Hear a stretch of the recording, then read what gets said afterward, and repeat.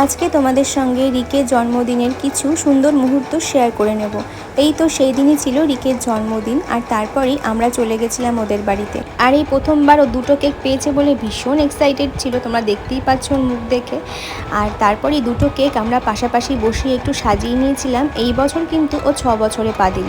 আশীর্বাদের জন্য 5 রকম মিষ্টি, পায়ের সমস্ত কিছুই সুন্দর করে সাজিয়ে নিয়ে কেকগুলোর চারপাশে আমরা মোমবাতি দিয়ে একটু ভালো করে সাজিয়ে নিলাম।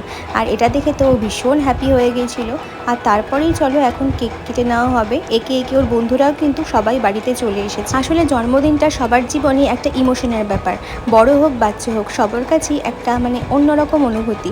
তো যাই হোক, এবার কেকটা ও পিসির সঙ্গেও খুব ভালো করে কেটে নিচ্ছিল, আর সমস্ত কিছু একা একা করবে বলি সেটাই চেষ্টা করছিল।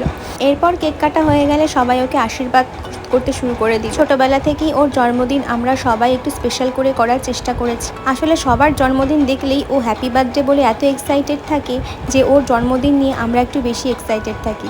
তো যাই হোক, আশীর্বাদের পালা শেষ হয়ে গেলে এবার খাওয়া দাওয়ার পালা শুরু হয়ে যাবে।